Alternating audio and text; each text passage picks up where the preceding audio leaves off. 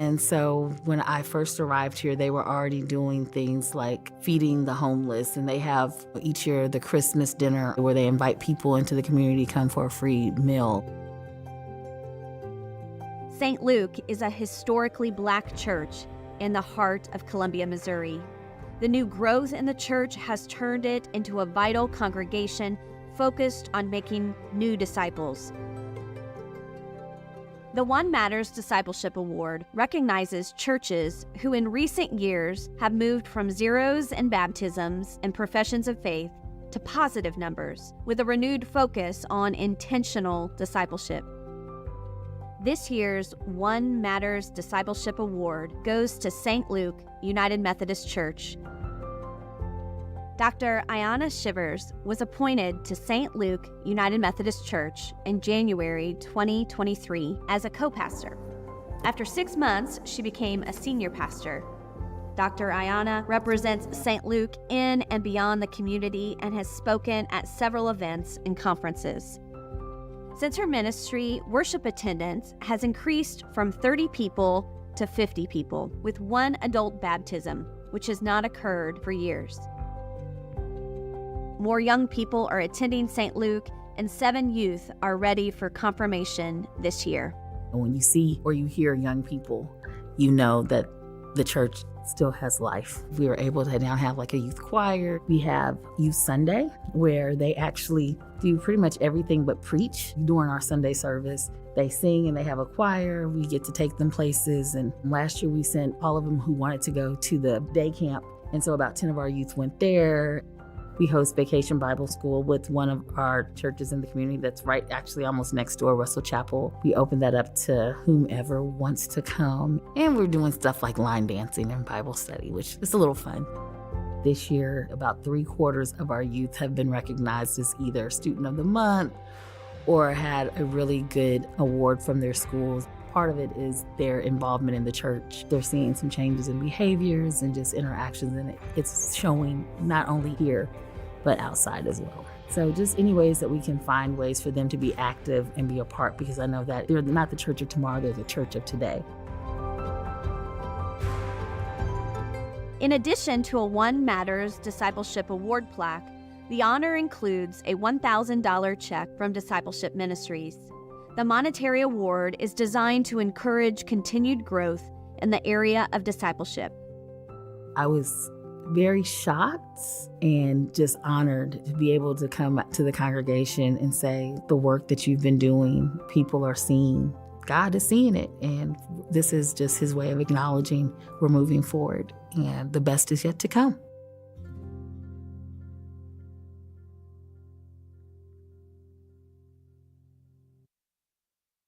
Welcome back, friends, to our afternoon session, our business session, and we're going to begin it with a prayer from Ryan Cohen, who is an intern at Missouri Church in Columbia. Ryan. Thank you, Bishop. Good afternoon, Missouri Annual Conference. The Lord be with you. Excellent. Let us pray. Lord God, we thank you for this day, and we thank you for the opportunity to gather here this afternoon. Lord, as we turn our hearts and minds to the matters that need to be attended to this afternoon, we ask that you let us not be motivated by anything other than your great and good will for us here, for this conference, for our congregations, and for humanity and the world at large. Let us leave here this weekend having done the necessary work to be prepared for the year ahead. Lord, thank you for your everlasting, all-consuming, transformational love. Let us never take it for granted. In your precious Son's name we pray. Amen. Amen. So friends, just a couple announcements here. Your Mozambique offering was $15,012.92. How about that? Woo. All good news. And then secondly, you may have seen yesterday that Landry made me a friendship bracelet. So I spent the night making a friendship bracelet for her. So Landry, you want to come up here a minute?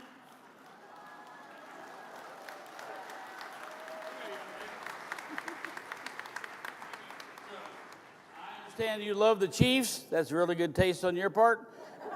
And MU? Yeah. And I put Romans 38, my favorite verse. There you go, friend.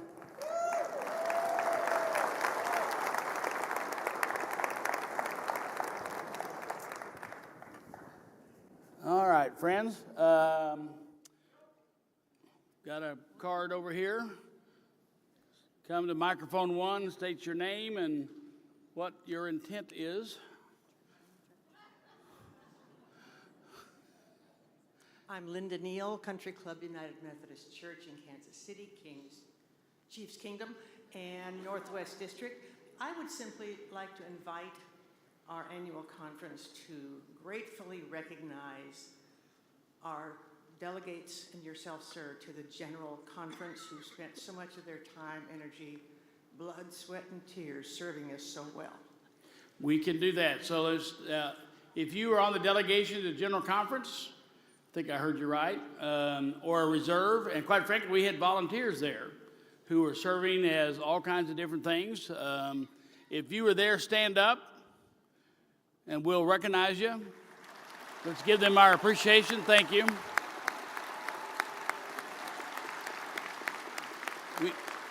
We had a number of volunteers there, and there was a number of volunteers from Mozambique there as well. So I have another orange card over here. So Diane, tell us your name, where you're from, and microphone 2. Diana Loomis.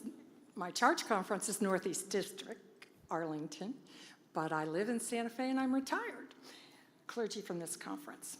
So Bishop, I'm going to remind you that when you were ordained, you were told to take thou authority, and I want to compliment you on the inspiration of the Hate Divides, Love Unites billboards.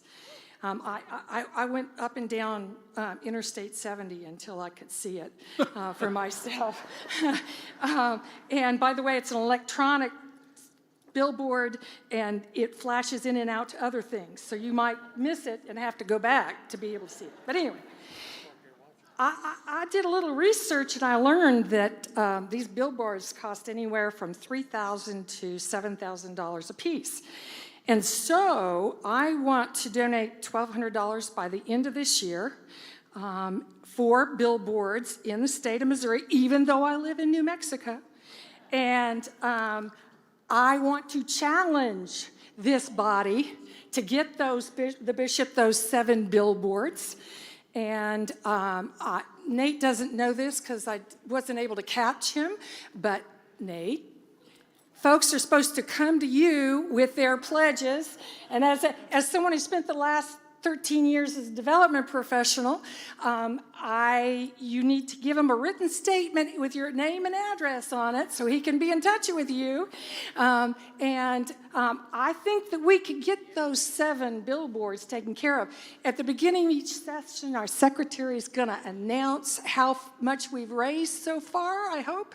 And that's the challenge, folks. Let's get behind Hate Divides, Love Unites. Thank you, Diane. So,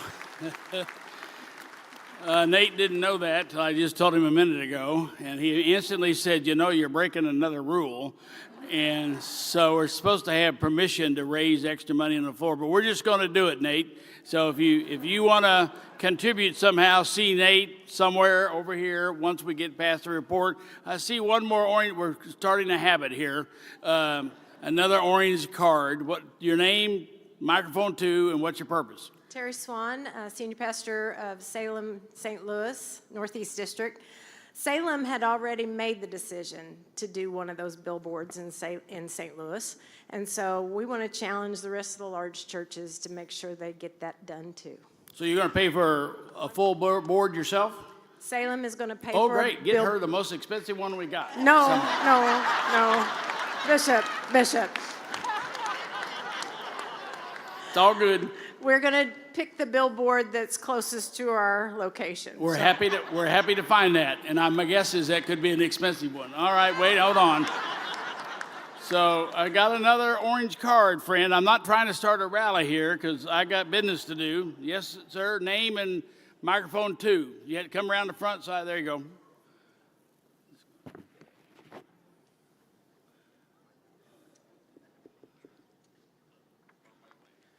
Mike Randall, Resurrection Church, Springfield. Just want to let you know, Bishop, that we have 4 billboards that we already currently own and run on digital. And we are offering them for the ad to be on there as well, a part of everything that we have You know going what, on. Nate? That's the one you want to get right there. That one's free. So come up and tell Nate that. All right, thank you. All right, friends, if I don't want to go keep down this track, if you've got a pledge, bring it to Nate, not to me. What is this card about? No, you got to come to the mic. It doesn't work like that. Microphone 1. Name, church. Candace Fowler, First and Sedalia, Terry Swan, we accept the challenge.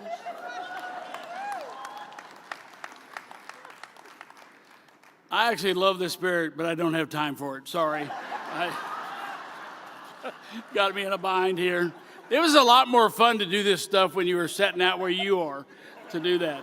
All right, Nate, I'm moving on here. Welcome, Nate Bernanke, Curtis Osen, Monique Jones, and Ida Gumbo, all representing the finance teams on the stage, and we'll take some votes later in the week. Go. Actually, we're going to take some votes now, but also some tomorrow. All right, great. Bishop, thank you. Let me change the protocol just a little bit. If you were going to pledge money for the billboard, I would ask you to take it to the business office, which is right through these doors, because I'm not always available, and that means I have to write it all down, and I have a staff that'll be much better at doing that than I am. They are there all the time, except when they have to go to the bank. So that would be the best place to do that, and I will let them know as soon as I get off the stage that they probably need to expect that.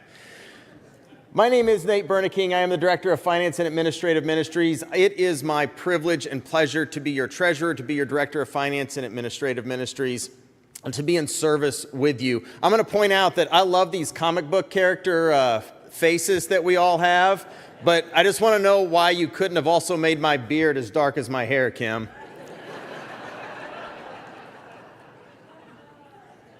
I am up here with some friends of mine from the 3 teams with whom I work for the annual conference. I'm just going to get right down to business and take them in order. We do have some business for you to vote on this morning. All of it will be very routine. It is what we do every year.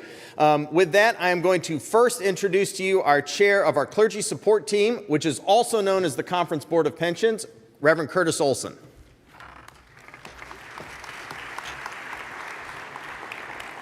Thank you, Nate, and thank you, Bishop, and thank you, Annual Conference, and I think I drew the short straw to present right after lunch, and so that's how it goes, right? We got to go with it. So I am the chair of the Clergy Support Team, which is also, as Nate said, the Conference Board of Pensions. I want to thank the members of the Clergy Support Team for their attention to the critical ministries of clergy benefits and wellness. Bishop, my report contains 3 actions that will include and require a vote. Due to today's constraints of today's session, this will be a brief summary of the clergy support team items. However, we do want to spend just a little bit of time on several changes or highlighting a change that we believe is positive, but it does require your attention. You will find far more information in the workbook on pages 103 to 106, where you will find our clergy support team report, and on pages 94 to 102, where you will find the clergy support team's policies and procedures. In those pages, you will find items including minimum compensation and salary levels for clergy, the policies related to parsonages, descriptions of our Health Flex group health plan for full-time clergy, and several other items. To be clear, both sections of the workbook require your attention and approval. The clergy support team would also direct you to the conference website under resources related to treasures and finance, where you will find recordings from past benefits roadshows and webinars and clergy compensations and taxes.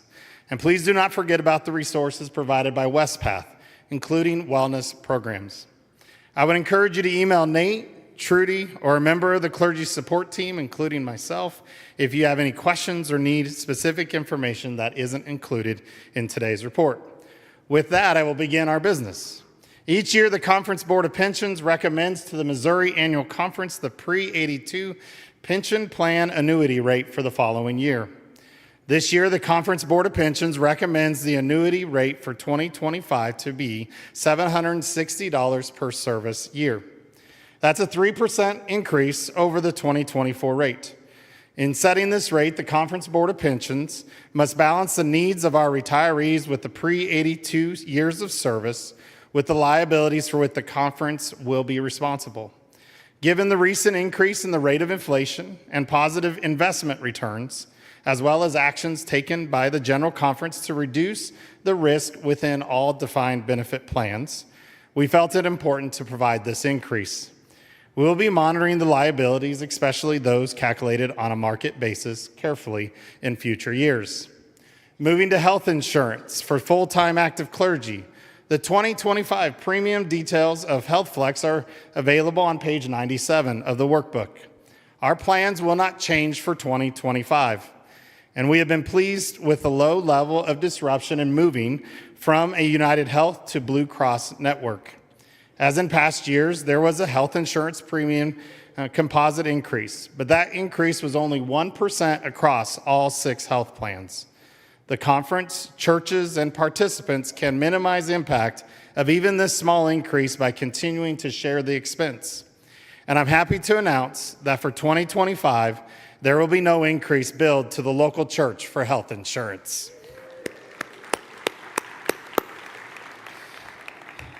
The defined contribution billed to local churches continue to be $741.67 a month, or $8,900 annually for 2025. However, the conference will increase its portion to accommodate the 1% increase, at least relative to individual premium costs. As we have done in the last several years, the amount billed to the local church will also be paired with a contribution taken from the conference reserves. That will bring our 2025 defined contribution to $916 per month, or $10,992 per year. That $10,992 will cover the entire cost of basic vision, basic dental for the 2 silver plans and the 1 bronze plan. As with the last several years, the cost of the B1000, the most expensive plan, the C2000, the H1500, all gold plans must be shared with the participant. For our eligible retirees, generally those retiring prior to 2008, we recommend an increase to the insurance stipend they receive. This year, we recommend that the conference renew the stipend program for eligible retirees at an annual amount of $305 per month per person. With respect to clergy compensation, we want to remind everyone that for purposes of determining benefits, full and part-time status is determined by compensation levels. The new minimum compensation levels are on the screen now for 2025. Please note that these are the compensation minimums, not salary, which are found elsewhere in the workbook.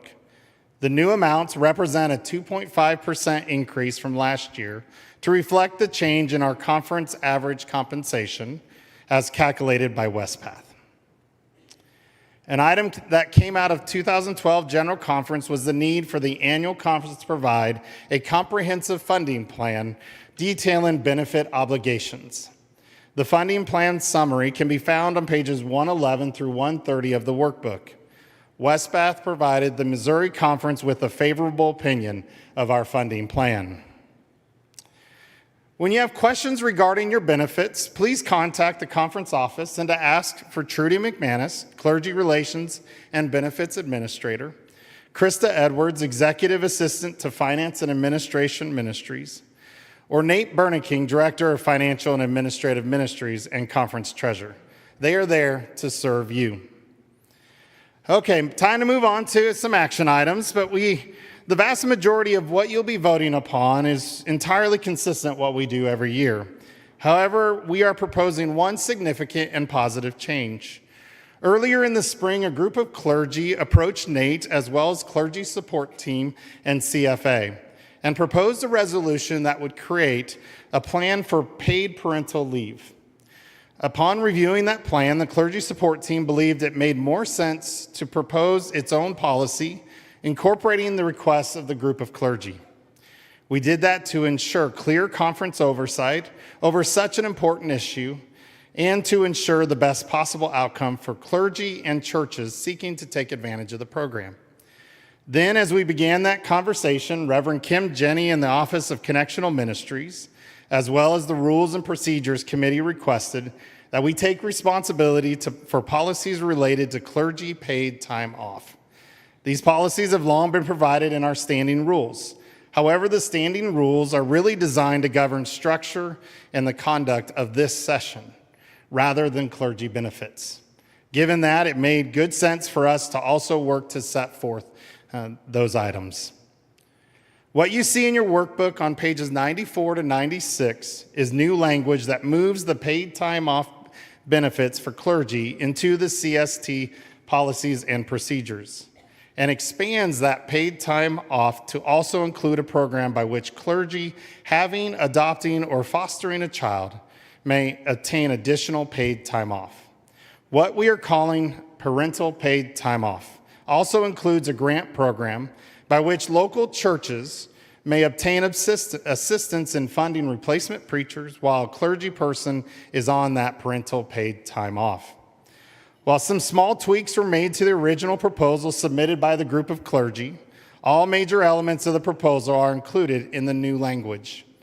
Given that, I invite Reverend Dr. Katie Nix, one of the original submitters, to join me and offer just a few words supporting the importance of paid time off for expectant, new, and foster parents.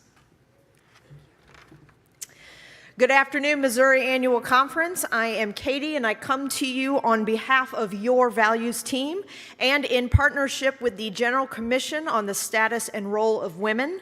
Given that I only have 45 seconds to share, I'm going to begin by saying this report will not be as humorous and engaging as whatever Jordan Alt has planned for his Chancellor report. Nevertheless, the proposed parental leave policy found in the Clergy Support Team Policies and Procedures is a clarification and creation of procedures for the policies set in our Book of Discipline. So the expansion in this leave policy includes provision expansions for both spouses, part-time clergy, licensed local pastors, and families growing through adoption and foster care. It's going to provide financial support for local churches to cover pulpit supply and pastoral care while the pastor is on leave through the Clergy Support Team Emergency Salary Fund. And we have clarification on the procedure for the pastor, the churches, and the district superintendents. Now, to be clear, this is not a paid vacation policy, and this will not affect a clergy person's appointment status. This is simply a way to support healthy families, to care for our clergy, to help new parents meet basic needs, and provide clarity for the churches and district superintendents. And the most important fact, this will not increase the financial burden on the local church. We believe this legislation promotes family well-being, thriving churches, and models a more equitable and inclusive society. And we are grateful for the Clergy Support Team in their work of updating our annual conference's policies.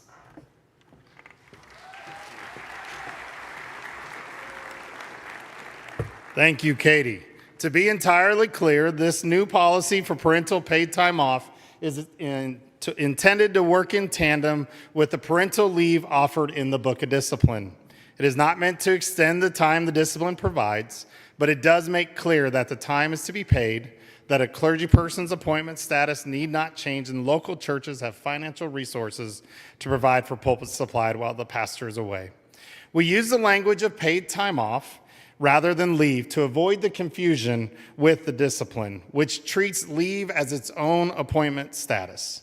Nate spent time explaining this in the pre-conference briefing, and we hope you were able to watch. The recording of that briefing is also available on MOAC24.com. And with that, Bishop, we are now ready to address the three items which require a vote.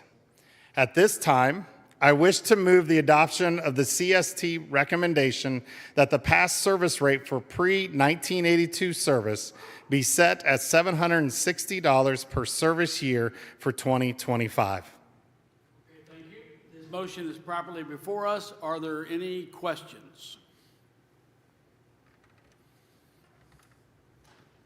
Seeing none, are you ready to vote? Looks like. All in favor, raise your hand. Thank you. Any opposed, raise your hand. Motion passes.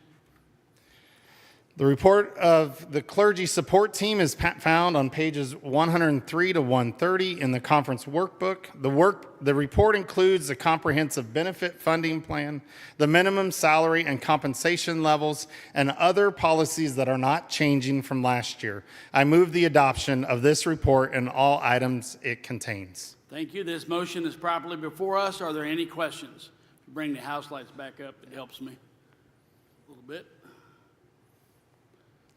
Seeing none, are you ready to vote? Looks like. All in favor, raise your hand. Thank you. Any opposed, raise your hand. Motion passes. Policies and procedures of the clergy support team are found on pages 94 to 102 of the conference workbook. This document includes the new paid time off section that we just discussed, the Health Flex group health plan, and premium contribution, the readoption of the pre-2008 retiree health stipends at the level of $305 per month, which must be approved annually by the annual conference, and the resolutions relating to rental and housing allowances for retired or disabled clergy persons on page 100. The Internal Revenue Service requires annual adoption of these resolutions related to retiree housing. At this time, I move the adoption of the policies and procedures as published in the conference workbook. Thank you. This motion is properly before you. Are there any questions? Seeing none, if you are in favor of this, raise your hands. Thank you. Those opposed, raise your hands. Motion passes. Curtis? Thank you, Bishop, and thank you, Annual Conference, for the care and support that you provide to the clergy of our annual conference. Thank you. Before I introduce our next speaker and presenter, I would ask any members of the clergy support team to please stand up. Let's recognize them.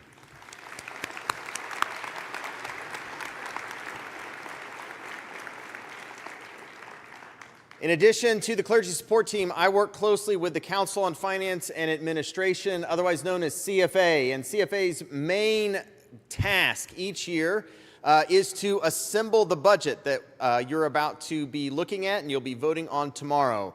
Our chair, Brad Kurz, is not able to be with us this year. He had a work conflict that put him on the wrong side of the state. And so as a substitute, I have an honored guest. I'm going to invite Monique to come and share.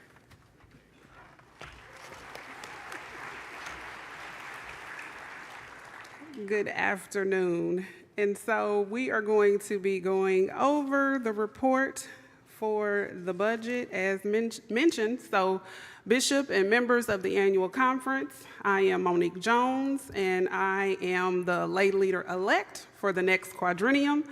And I bring this report in business from and on behalf of the CFA. As mentioned, our chair is out of town, but I am excited to share this news with you all today. We will be voting on the actual business tomorrow as prescribed by our standing rules. So Bishop, today's report includes no items for vote, and those will be conducted tomorrow. So you all have to stay around for that.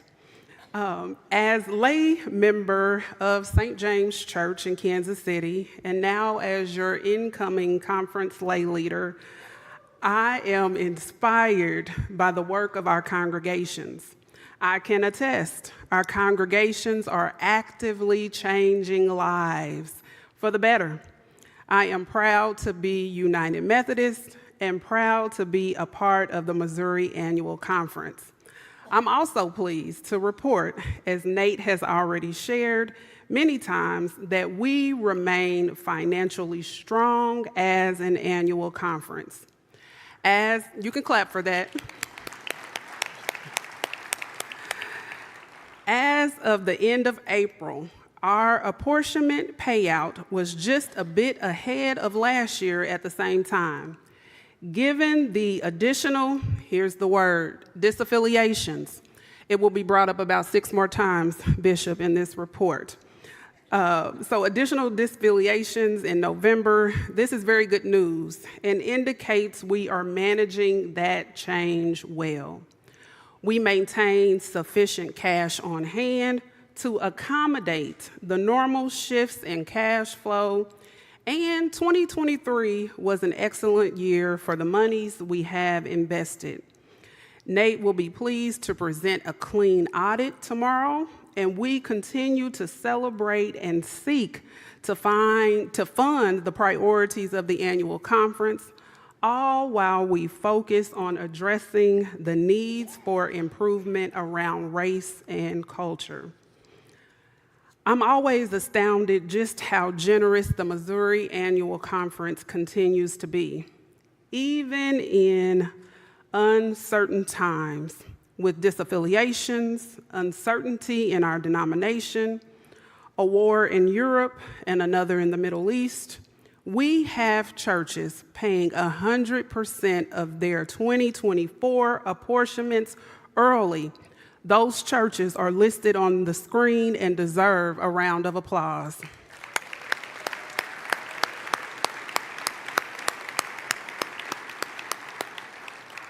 So thank you.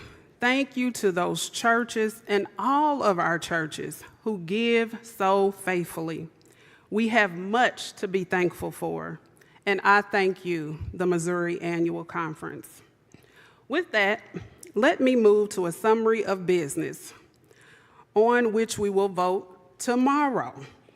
This business has been available to you for about a month or so. We appreciate those that have already reached out with your questions and concerns. Nate will be conducting a brief discussion on the budget in a breakout session today. So if you have any additional questions, please come to that breakout session. It is scheduled for 5 p.m. in room 102. This time and place is also noted in your agenda in your conference workbook. First, I would like to present the 2024 moving policy, which can be found on page 70 of your workbook. The conference has a well-established practice of providing financial assistance in the moving of full-time pastors. The report just prior to the policy provides statistics on the moving grants paid to local churches in 2023. Neither CFA nor the clergy support team are proposing changes to the policy from last year. We move next to the CFA policies and procedures, which can be found beginning on the next page, 73 of your workbook. Immediately following this document, beginning on page 78, our CFA's internal policies, which provide more detail on our duties and responsibilities. They are included here for your information. We will only be voting on the primary policies that begin on page 71. Within those policies and procedures, there are typically a handful of updates and minor corrections throughout this document, and this year is no different. I will note that in conversation with the bishop and cabinet, we are proposing a small raise for district superintendents and cabinet level salaries. Those salaries increase at the same rate as our conference average compensation, as determined each year by WestPath. This year, that increase amounts to a 2.5% increase. And the policies in our budget reflect that small increase. CFA acknowledges the current rate of inflation continues to exceed any increase in the conference average compensation, and therefore the increase in these salaries, but we felt that continued uncertainty and the needs of the local churches meant the current approach was still the best. The compensation is covered in paragraph IH. and we will vote on both the move policy and the policies and procedures with the budget tomorrow. Which then brings us to the budget. The proposed conference budget for 2025 apportionments is summarized on page 82 of your workbook. The format remains the same as it has for many years. Remember, following the summary page, which includes this pie chart, an initial level of detail can be found on page 83 and 84, with an additional level of detail in each of the line items on pages 85 through 82. So please take a look at your workbook. Looking at the summary page, you will see that we are proposing yet another reduction, right at $270,000 in total apportionments. This continues our trend from the last 3 years. You may recall in 2022, we did have a slight increase, but that it was more than offset by the elimination of the district level apportionments. And last year, we reduced our apportionments by more than $2 million to accommodate, here's the word again, disaffiliations of several churches. Moreover, the latest reduction continues a very long trend since at least 2006 of reducing apportionments for local churches. CFA does understand our current situation, and we will continue with this trend to the best of our abilities. Please remember that even with another $270,000 of reduction, every church may not see a reduced apportionment amount. Apportionments are determined primarily by the 3-year average of each church's expenses. If that average increased in your local church, it may well have a flat or even increased apportionment. The 2025 apportionments will be calculated later this summer and provided to you by your new district office in September. Looking a little bit more closely at the summary, while our budget is reduced to lessen the burden on local churches, we also believe in the power of our connection and want to ensure that connection remains strong and capable of sharing resources. In fact, that's really what apportionments are, the sharing of our resources with one another. According to our auditors in 2023, the annual conference granted a little over $2.9 million in direct contributions to local churches and ministries directly related to our conference. This does not include general church apportionment giving at all, only funds sent to our Missouri churches and Missouri-supported ministries. This is nearly 30% of the total apportionments paid by Missouri churches. We want to control our costs and continue to reduce a portion budget, but CFA also wants to ensure that we continue the ability to share resources in a significant way.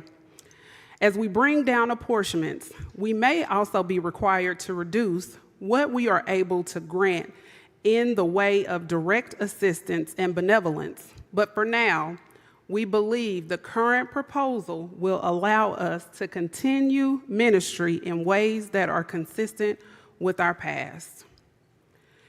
You are all now aware that General Conference finished meeting in early May, and you've already heard our bishop talk about some of the changes that the General Conference adopted. In addition to all that the bishop discussed, the General Conference also adopted a significantly reduced quadrennial budget. That reduction was nearly 40% for 2025 and 2026. Depending on the collection rates in the general church, 2027 and 2028 may see a small increase. But for now, our general church apportionment is much lower than it's ever been. For us here in Missouri, you may remember that we have always been using a lower general church figure than we were sent. We did this in light of the pandemic and then the disaffiliations. With the newly adopted quadrennial budget, those issues have been fully integrated, and we are again approximating exactly what GCFA has sent us. With this in mind, we still have a $175,912 reduction. Within the section entitled Conference Support, you will see that the biggest increase in annual conference support relates to leadership excellence. However, this increase is simply the result of apportioning for staff expenses we have already been incurring, but hadn't yet integrated within our apportioned budget. Much of that integration relates to conference work in race and culture. And we are proud to be integrating it with this budget. The largest decreases relate to the district superintendent fund. This decrease primarily relates to the final implementation of the redistricting plan adopted in 2022. Now that we have fully transitioned to 5 districts, we will not continue to fund the position of conference superintendent. The individuals in those roles are being transitioned to other positions within the Episcopal office and cabinet. Brad informed you all that we only expected further reductions after redistricting, and CFA is proud to have met that expectation. Finally, I want to make sure that we bring up this term called stabilization. You may recall that the payout rate for apportionments directly affects each year. In recent years, we have utilized the same stabilization rate, used all the way back to 2019. We did this first because of the intentional apportionment relief offered by the pandemic, which artificially lowered our payout rate. Then, because of disaffiliations, churches were required to pay their apportionments. The payout rate artificially increased. Because disaffiliations continued in 2023, we are proposing one more year at the same rate, 12.48%. So to summarize, CFA is happy and proud to present apportionments that are reduced by 6.6%, or just over $270,000.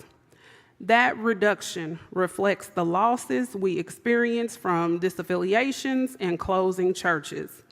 But even with that reduction, we feel that apportionments requested here properly reflect our priorities and align our resources with the mission of the conference. And we're confident it's a budget that will allow us to continue effectively pursuing that mission in 2025. So as we continue to emerge from all of the recent uncertainty, I just want to say thank you for the opportunity. This concludes the CFA's report. We will take up the votes on this business tomorrow. Thank you, Bishop. Thank you, Annual Conference, for your generosity and support. And know that the CFA team and staff, that you all are in our prayers as we continue to journey through uncertain times. Thank you.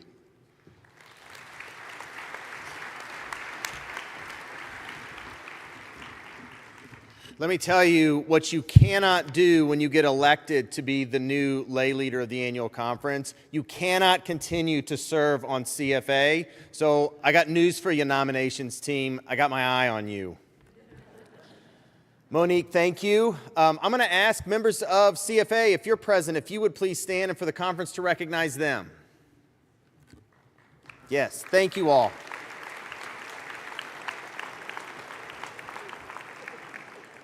Our last report, and I'm going to go ahead so my folks can just step right off the stage when our next report is finished. Let me ask those trustees who are present if you will please stand, and let's recognize them also. They've had a lot of work the last few years.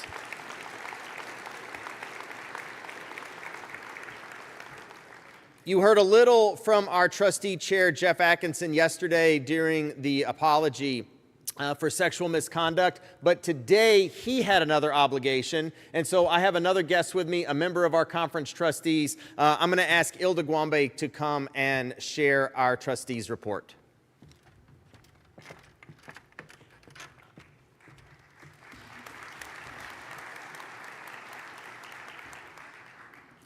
Bishop, my name is Ilda Gwambe, and as a member of the trustees, I'm pleased to bring you this report from the conference trustees, as well as one action item for your consideration today. I'm especially pleased that my report does not include any proposal for disaffiliation of a local United Methodist Church.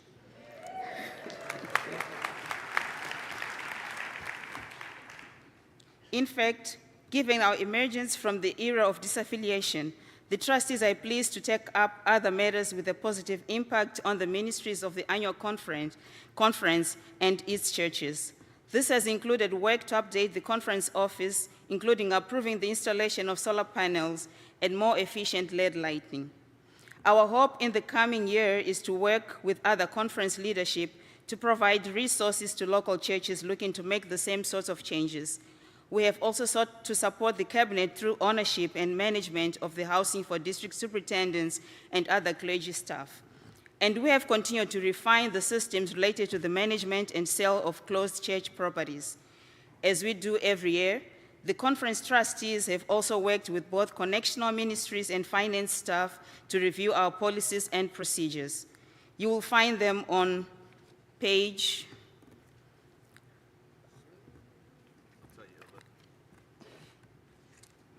Sorry.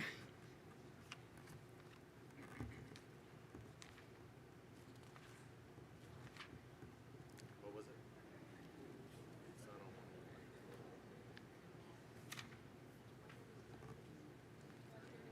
it? You'll find them on page 131 of the workbook, but it does not require action by the body and no changes have been proposed or approved since last year. Finally, it is the role of trustees to take the closure of local United Methodist churches. The conference trustees celebrate the ministries of all our churches. We are excited about areas of growth and vitality, but we are also aware of the different emotions associated with churches that find themselves needing to close. The trustees want to offer a word of assurance to our churches and pastors. We honor the work of CFA in preparing the budget and support their plans for reducing apportionments in light of last fall's disaffiliations and closures we will now present. The Book of Discipline, paragraph 2549, provides for the closure of local churches.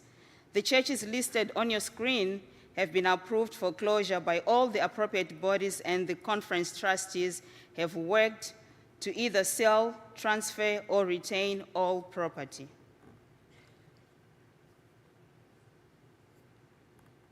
In some of those cases, the property has been sold to groups that desire to continue some form of ministry. However, the following General Conference and in conversation with the bishop, we have now paused that practice until October of this year. With the end of disaffiliations, the Bishop Cabinet and trustees need to discuss whether and what terms will be utilized when a group from the closing congregation wishes to continue in the same building as an independent church. In all other situations, we have worked with the local communities in which the buildings are located to find buyers. The trustees believe that God is working throughout the church, and we want to ensure that those churches reaching the end of their time in ministry are celebrated for all they accomplished, for their faith they exhibited. The church listed on the screen have provided faithful ministry in their settings. They have all either already held their final worship service or have it planned. Before we ask your approval of this list, we would ask for a moment of silence, reflection, and prayer of thanksgiving for the ministries of these churches. We would also highlight that it is possible that a church might close after the print deadline for annual conference, in which case that church's closure will be approved next annual conference. Bishop, would you lead us in a time of silence and prayer for the church's closing in the last annual conference? Friends, let's take a moment of silence and I'll close with prayer.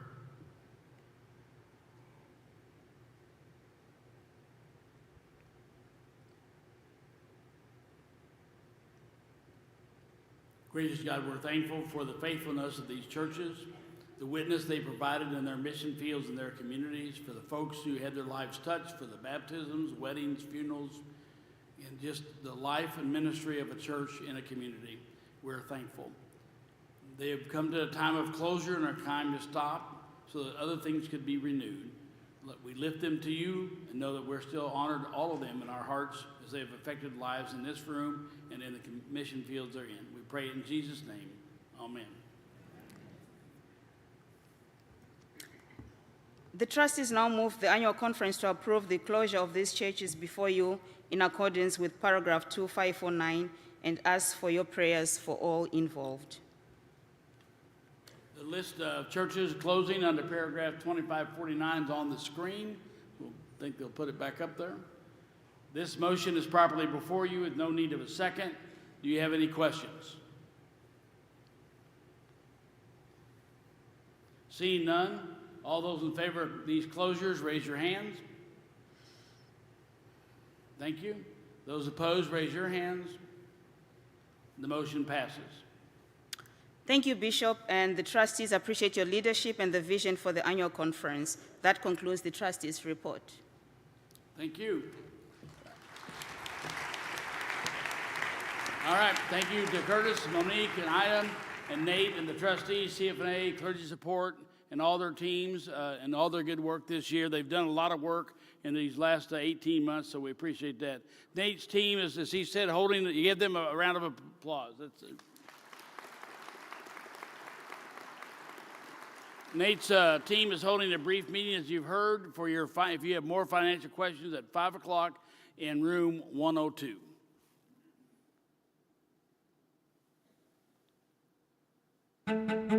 I think about Jesus on the night before he went to complete his mission, and his prayer for us was that we would be one. The Missouri Conference seeks to be a church for all God's people, including all ages and abilities. Pat Norman's work at Weston United Methodist Church and in the community exemplifies this call. The Unity Award celebrates the spirit and work of an individual in light of the values of the conference, with particular emphasis on inclusiveness, justice, and worth. Inclusion to me is everybody's in.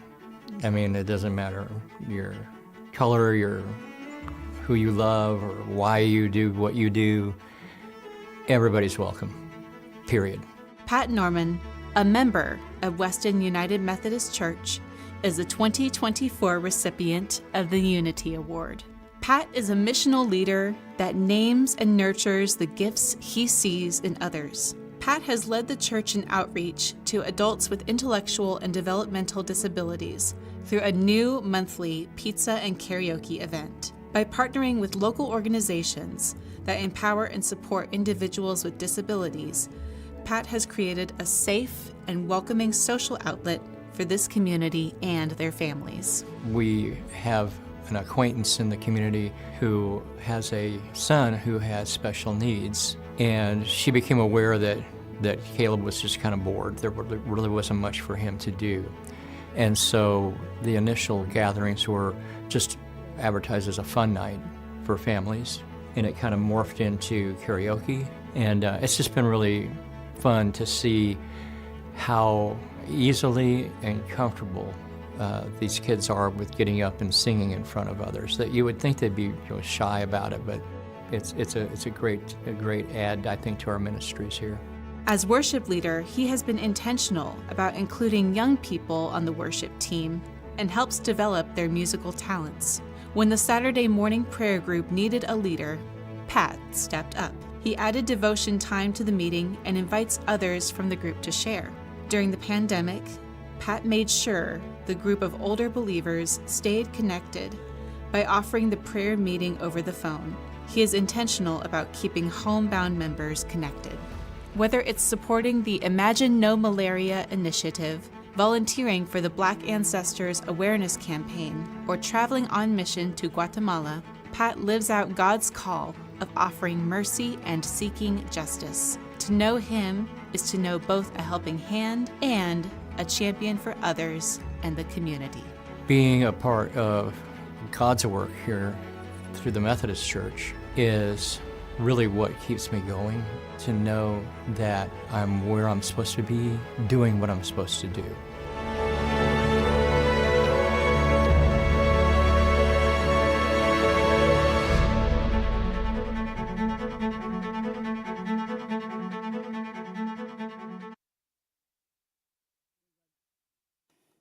Friends, I just happened to look out and I see Jack Haywood sitting over here. Is that you, Jack?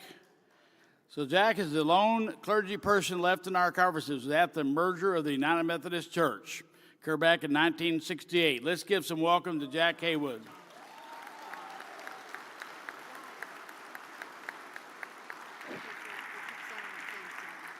Oh, well, John, yes, sorry. Dr. Haywood's what I call him. We're glad you're here, Doc. All right, our next is a resolution from the Old McHenry Chapel Memorial Association under Missouri's not-for-profit statutes. The conference is the sole corporate member of the Memorial Association. As such, the annual conference session must vote on and approve any amendments or revisions to its bylaws. I welcome Reverend Jimmy Dace to the stage to present the resolution. Jimmy?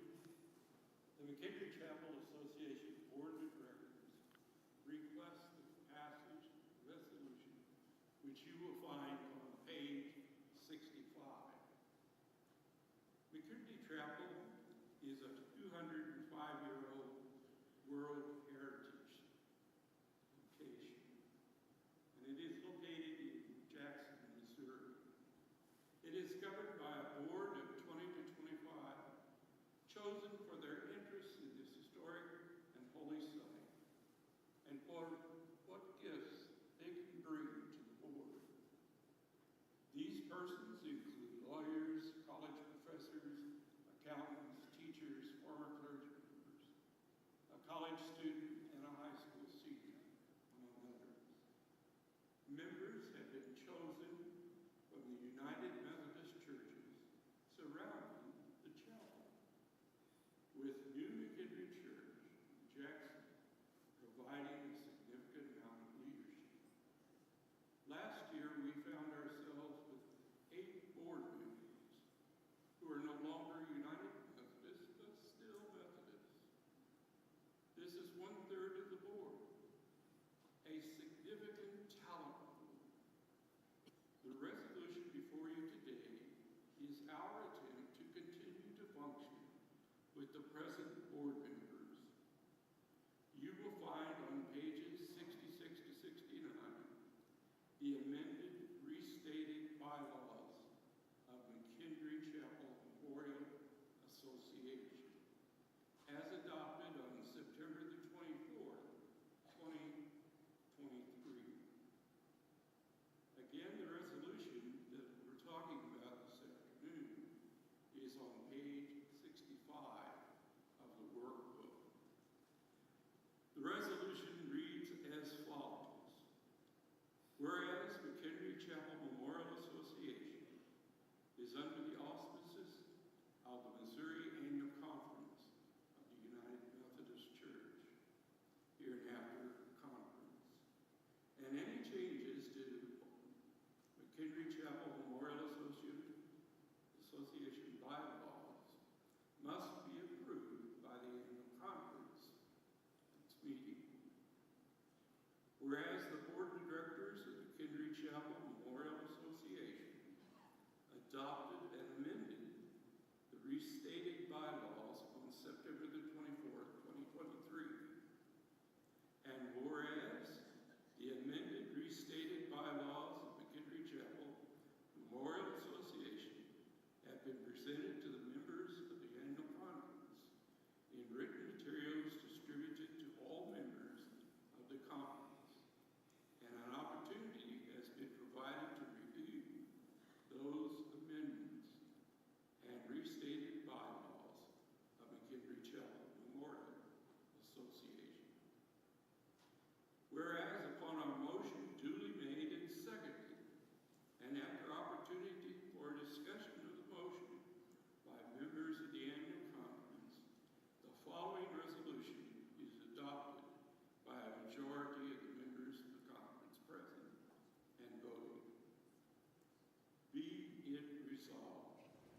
that the amended and restated bylaws of McKendree Chapel Memorial Association, as written as set forth in Article 4, Section 2, Item A, be changed from "and shall be members of the United Methodist Church" to read "and at least 2/3 members shall be of the United Methodist Church." Bishop, I move that resolution be approved. Thank you, Jim. This resolution is properly before you. Is there a second? I hear a second. Do you have any questions or debate about the resolution that's before you?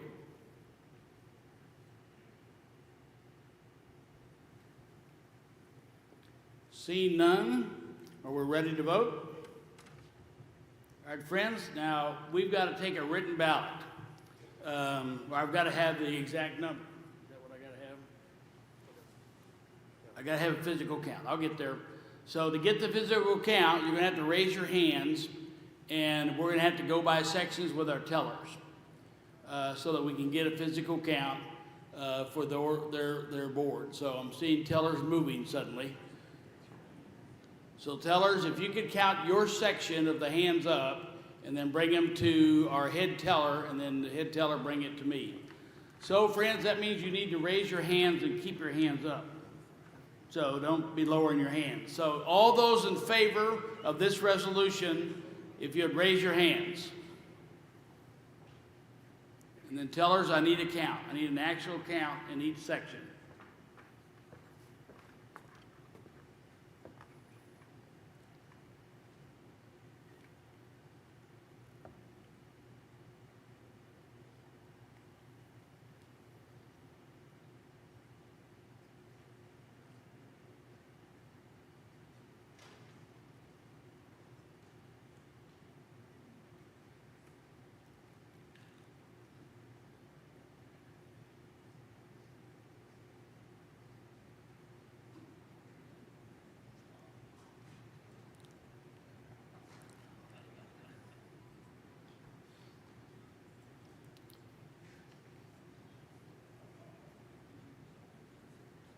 Tellers, if you get your section counted, let them know they could put their hands down if you did.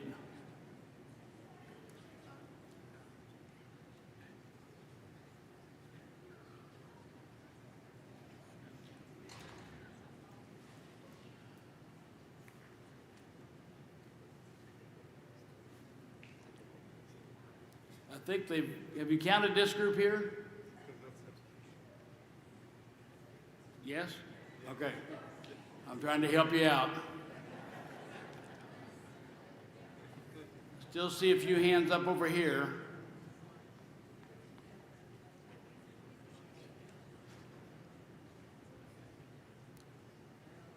So we're good over there?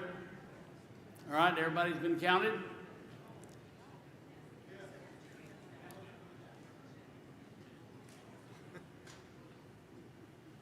So if, Randy, if you could bring the total count to me.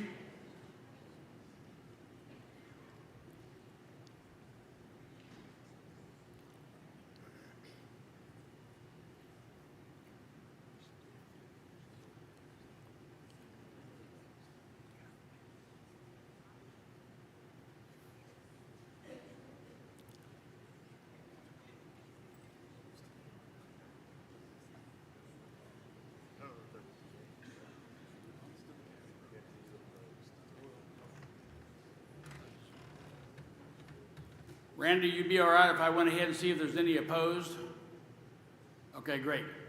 Are there any opposed? Raise your hands. Now, we have some over here, so I'll need tellers. We have some here too, so we need to take account of those who oppose it.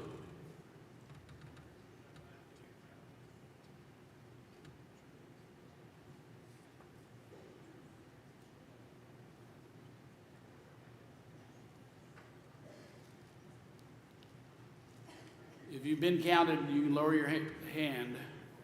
It should.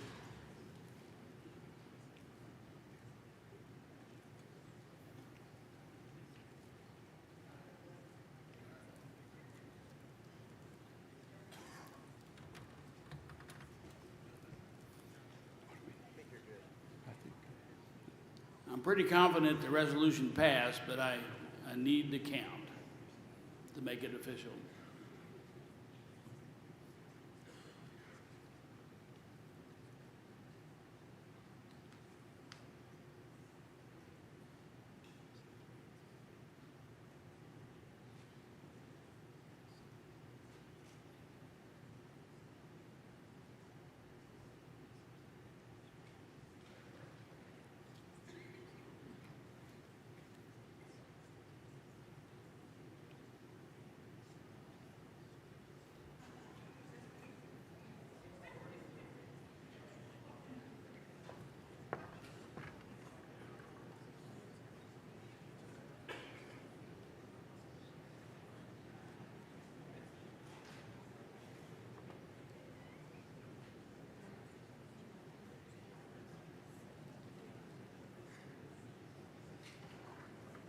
So friends, we're running behind, so I'm going to move us ahead unless there's an objection here. It's obvious to me it passed.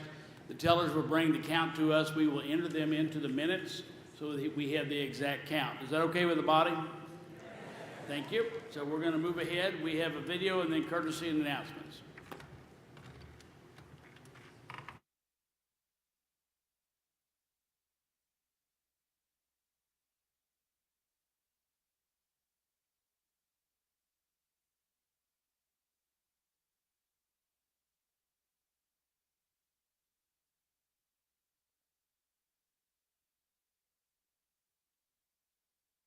You need to go to, the one to get billboards that are between $3,000 and $7,000 each. And if you want to get in on that, you need to go to the business office. And hopefully tomorrow we can have a total of what that count has come in. Now, today, you may notice that you're swimming in a sea of pink.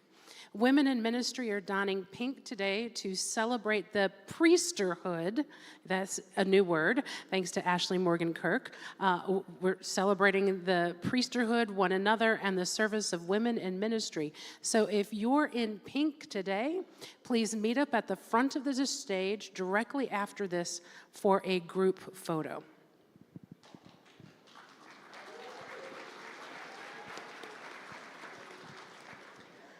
That's all I have.